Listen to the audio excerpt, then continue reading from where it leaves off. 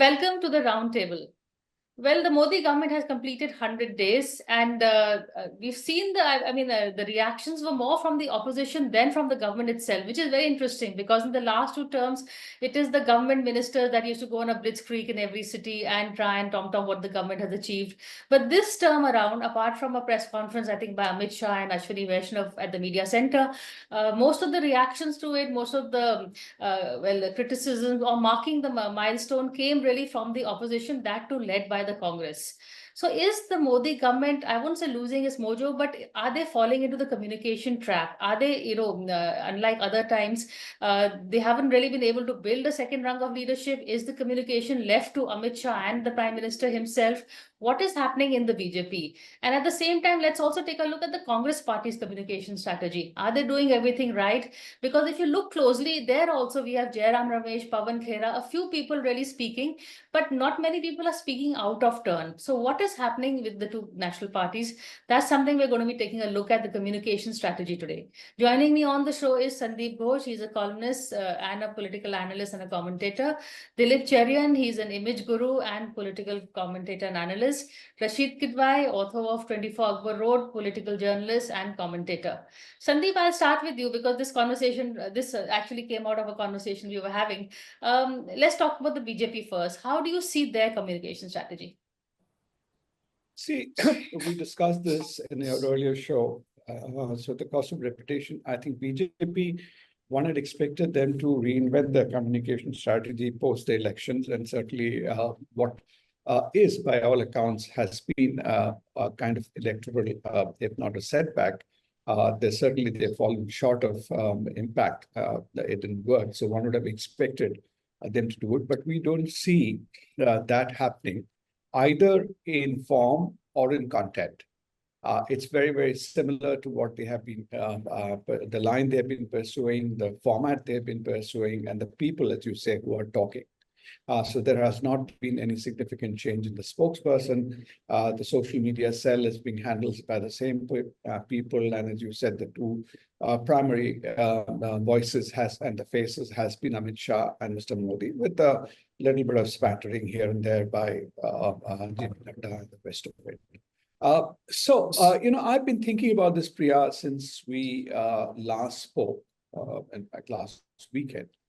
And I think what Mr. Modi is currently doing, he is, I think, kind of keeping a studied status quo, because I think he has got bigger fires to fight. So if you see his attention, which may not be apparent to all of us, and that's why if you see in everything, he has tried to maintain a status quo. Look at his cabinet. He has not made any major changes in the cabinet. The same set of people. So anywhere you see, it doesn't seem that he has created any disruption or discontinuity. So to some extent, one feels that there has been, he's maintaining a studied low key. And that is not, unusual of Mr. Modi. The analogy, Rasheed is a long-term political observer you people have been seeing. The closest analogy or comparison I can bring it is to the COVID period. Those 3 months when there was a huge crisis, all of us actually, with all sincerity, we were saying, oh, why isn't the Prime Minister coming out and talking? Why aren't the government trying to get the narrative? But he kept a studied silence and everybody till the vaccination thing picked up. So I have a feeling that what he feels that, these are distractions, whatever Congress is doing, others are doing, what's the noise in social media, everything.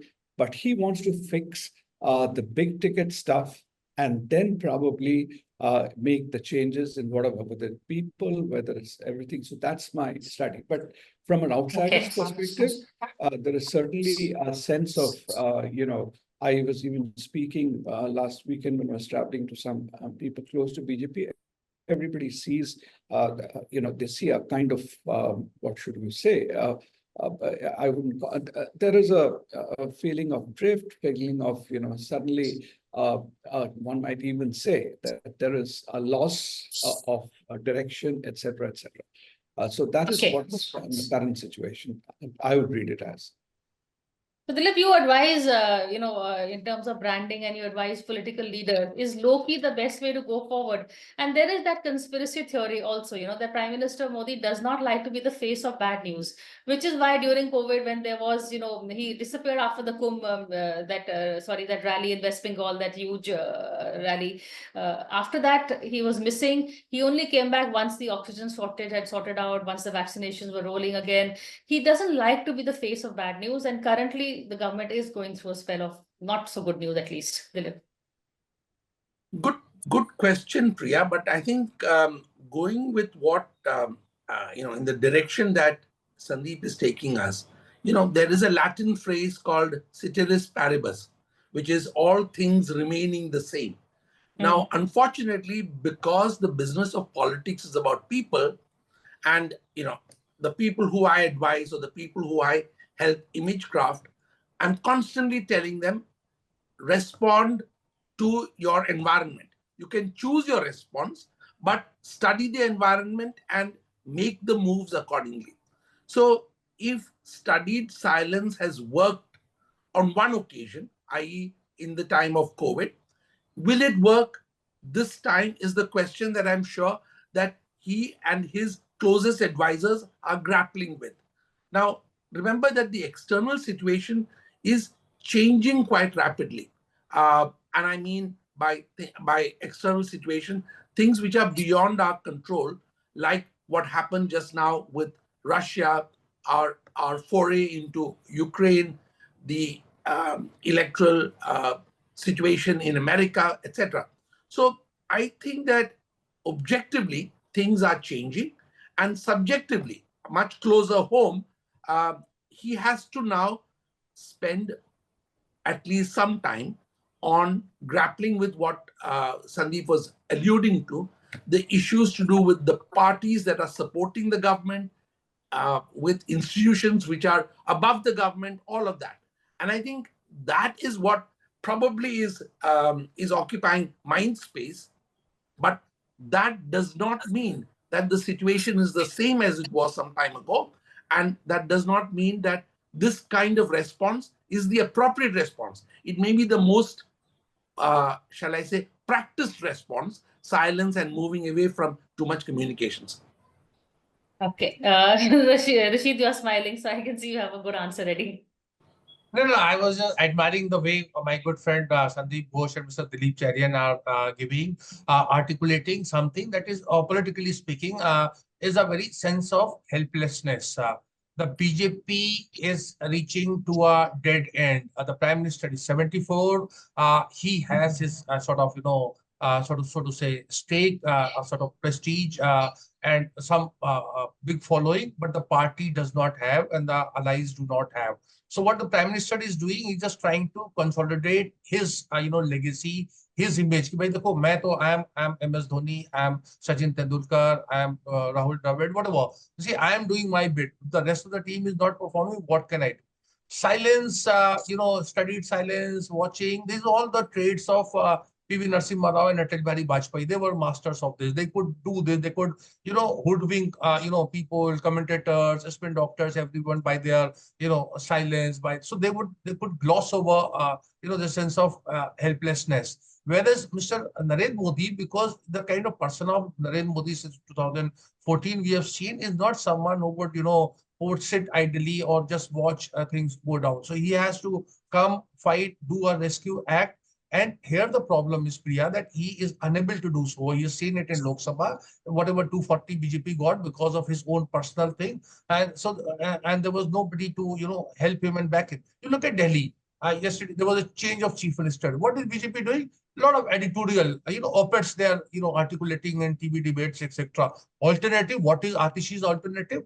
Zero. They don't have a face. They don't have a name.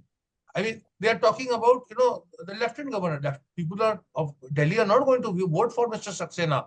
Or Mr. Saxena should resign and become a face of BJP. BJP is so confident about him, while BJP would not do it. So there is a kind of thing, there are a lot of things. Haryana, again, the BJP does not have a, face. Mr. Khattar is somewhere else, an absentee. So, to cut that entire matter, you look at Kashmir, in Jammu and Kashmir, what is BJP doing? Again, default mode.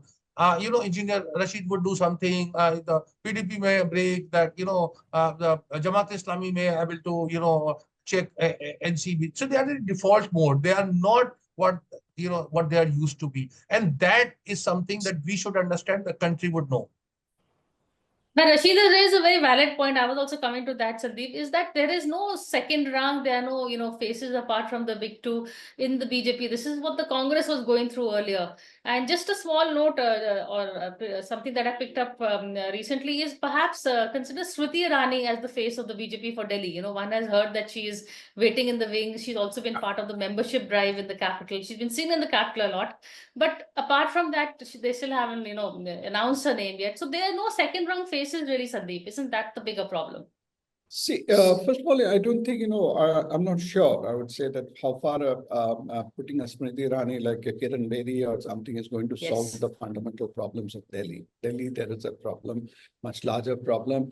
And this is true for many states, even states where BJP was strong.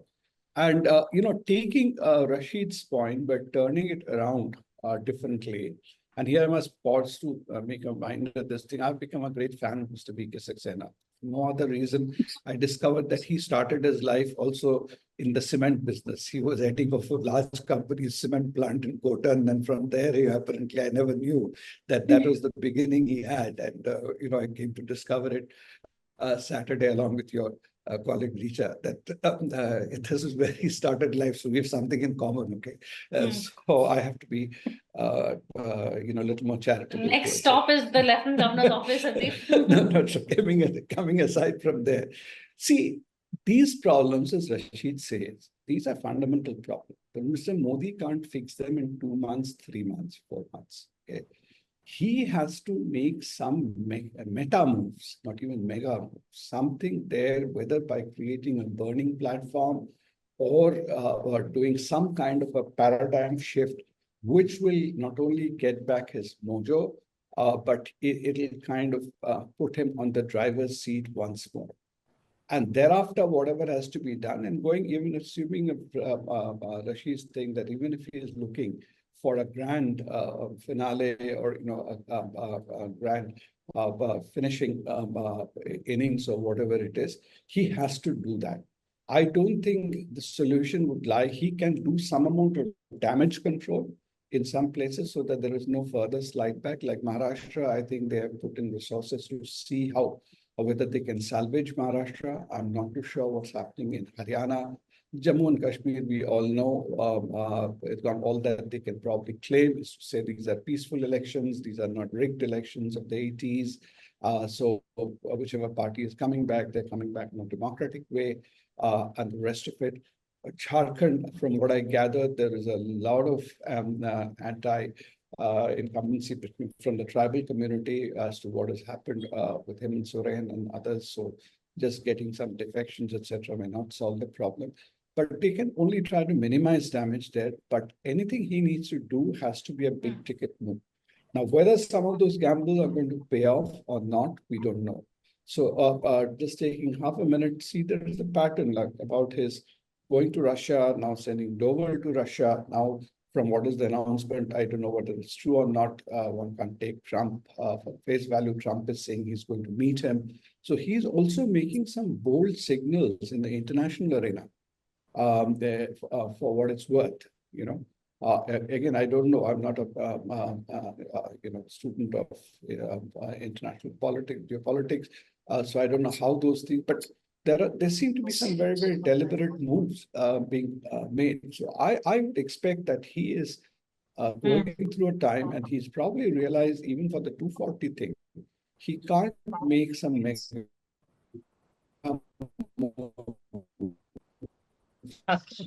Yeah, Sandeep, you are.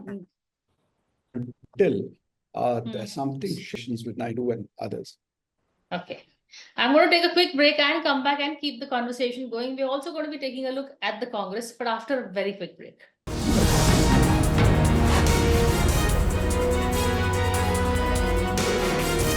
Hello and welcome back to Roundtable. Today we are taking a look at both the BJP and the Congress and their communication strategy. Are they being able to get their message across? Is there a message worth getting across?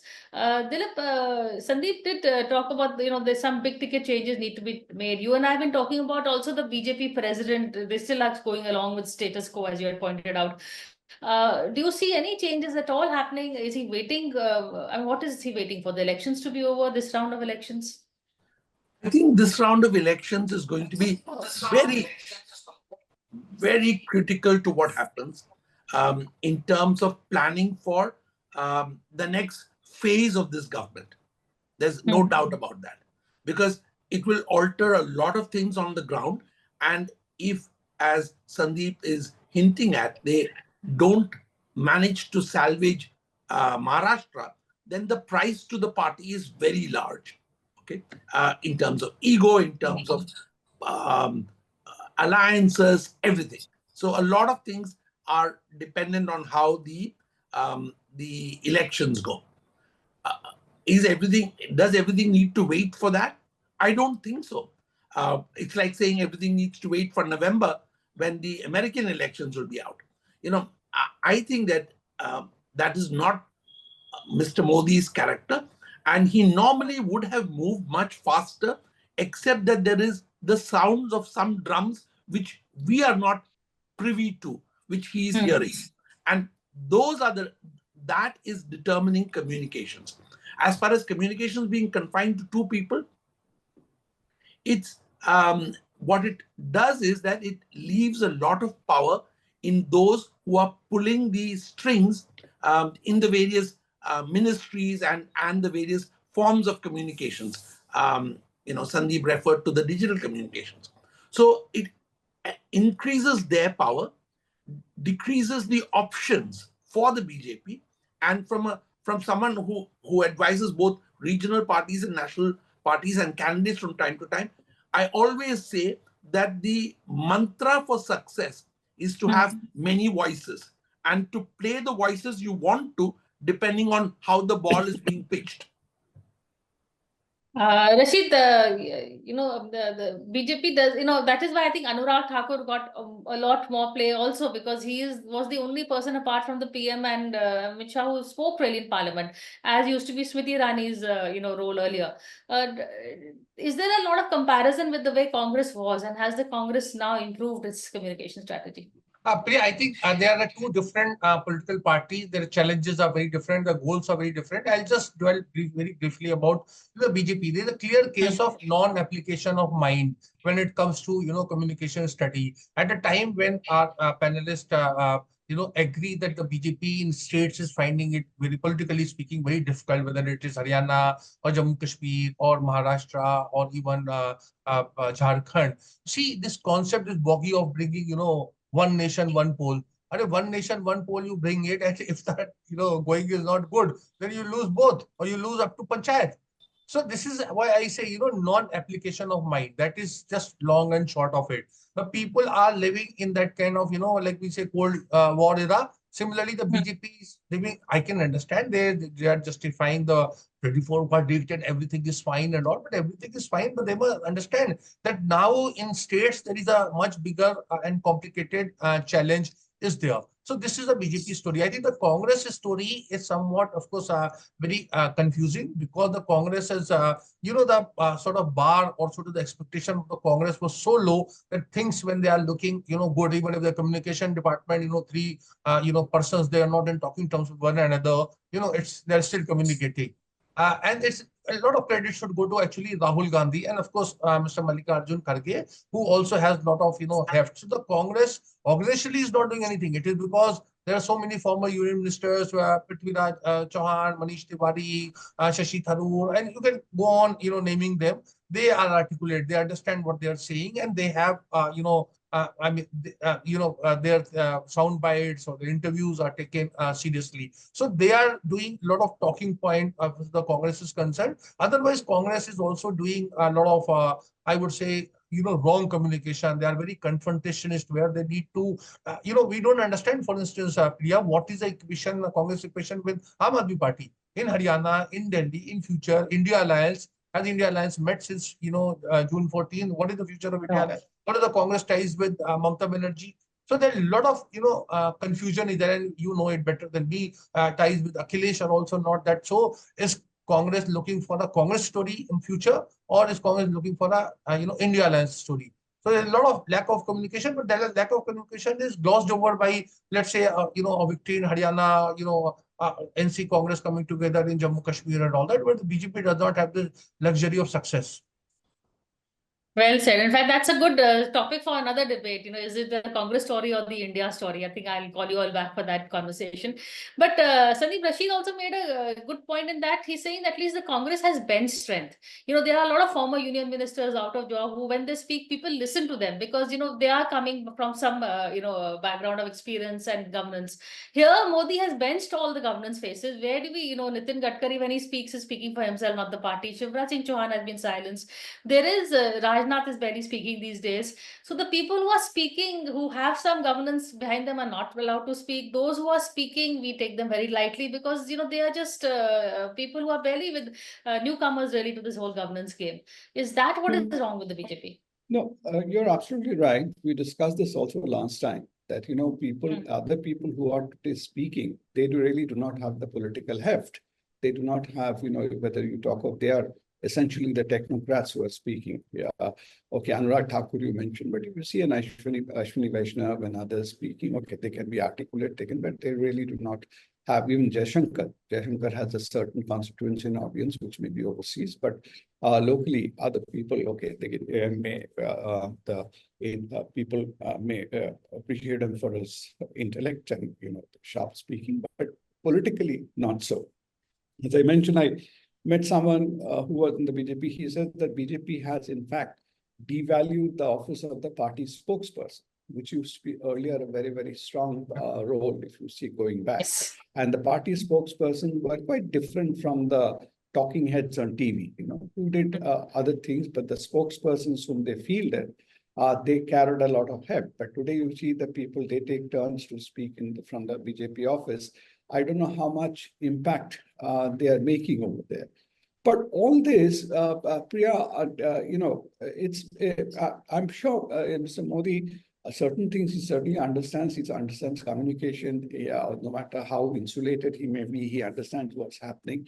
So it cannot be just a default. Then it's very dangerous. If it's happening by default and people are clueless, or Rasheed saying they're going towards a dead end or something, then that's really worrying. And if that kind of impression is also gaining ground, that's worrying. Whereas on the Congress side, it's also very interesting. Congress has today, I think, doing very controlled communication. They've learned certain things in the past. So people like Rasheed's good friend, Mr. Digvijay Singh, has also been silenced because he was a loose cannon. He could be even during Bharat Jodo or something say. So today, Jairam Ramesh, is holding, and who's Pawan Khera also doesn't have political heft, but okay, he can articulate. And Sam Pitroda, these are the three people. Even I don't hear too much of Supriya Shrinate nowadays doing too much of talking other than on TV, etc. So they're trying to do control communication. And when you're saying a Shashi Tharoor or Manish, etc., they are doing the communication also bit of their own. So you see this Kapil, what this gentleman, Kamireddy or whosoever's article in the print, he has praised Shashi Tharoor's interventions in the US, saying he has spoken like an Indian and Rahul Gandhi didn't. So Shashi Tharoor is also trying to make his own little space over there. And Congress is controlling there. And to some extent, I think they've outsourced the communication to Kapil Sibal, who is speaking on behalf of all of them, as a free ranger, as a freelancer for the opposition. So is Shashi Tharoor the Nitin Gadkari of the BJP, of the Congress? Dilip, but the Congress strategy, and I agree with a lot of what Sandip has said, also a lot of the points that are being made. All of the Congress people who are speaking are also speaking more in the individual capacity than in terms of spokespersons. Individual capacity kicks in when you've made an error. That is the appropriate phrase for retreat. Well said, well said. So, I don't think that any of them are speaking on their own. However, the dangerous thing is that many of them are not speaking of a longer narrative script. And that is what I get annoyed with all parties. The kind of rogue elements who run away with the narrative are the ones who destroy things for either party. It doesn't matter whether BJP or the Congress. And as a communication strategist, that is my nightmare. When somebody runs away with a narrative which is neither his or her own, nor part of what the party was intending to do. So, Goli Maro to bringing up the issue of Pappu again.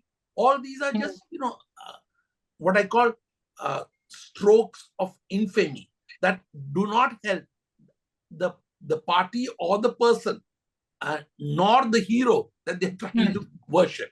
Okay, so I get more anxious when I watch parties in this phase of helplessness.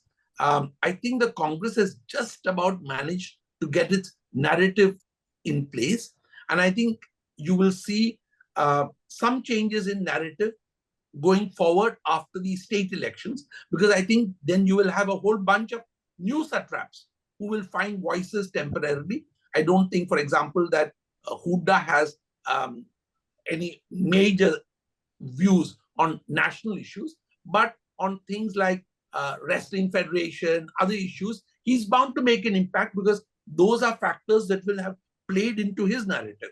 So I think the Congress, if you look at the Supriya Srinath, which Sandip referred to on TV, her aggression is now peppered with just a few party narratives, and I think that's a good sign. We will not talk about some characters, a brotherhood of bluster. Those are not part of anybody's narrative. Okay, that was a very sharp statement. But Rasheed, the Congress range of spokespersons, Sandip, with the BJP ones, I agree with him. But even the Congress, apart from, at least Pawan Khera has been with Sheila Dikshit. We've seen him around. He comes with some knowledge of the party. Jairam has been, there for a while, but him on an official spokesperson and staying the narrative for so long, I'm quite impressed, because Jairam does sometimes have the reputation of being an outlier. Yeah, so I think political parties in India, national politics in India, they need to go back to the basics. What are these basics? The courage of conviction, promoting courage of conviction. There is a party, Lakshman Rekha, but then you can say a lot of things between lines. And constructive dissent. Now the constructive dissent is in short supply, both in the BJP and in the Congress. But the Congress approach is like, if you look at the fate of G23, see, they did something which was, so to say, scandalous. But they were not brought in the ambit of party discipline. Some of them left, but some of them are there. They were given ticket and they are holding, important positions, etc. So therefore, political parties need to do this, because there are a lot of talking. You look at, the caste census, the government has to announce now what are they, but where will this, census lead to? Will it be caste census or not? What will happen to all these things about delimitation? These are theoretical formulations, so north, south, kind of thing, Lok Sabha seats and all. Political parties and national political parties need to put, perspective so that people to, do that. Congress side, a lot of people do that. Jairam Ramesh may not be doing it, but P. Chidambaram does it. That Praveen Chakraborty does it. Sometimes they take a very sort of, contrarian point of view. But the Congress, I would say, is better placed than many other political parties. Look at Mamta's party; they have so many thinking people, but all of them, when it came, there was no, sort of evidence of any constructive dissent or courage of conviction, except for that Jawahar Sarkar bit. Okay. On that note, in fact, this is a conversation that can keep going. So I'm going to call you all back again. But for now, thank you for a very, very interesting conversation. That's all for now. Thank you.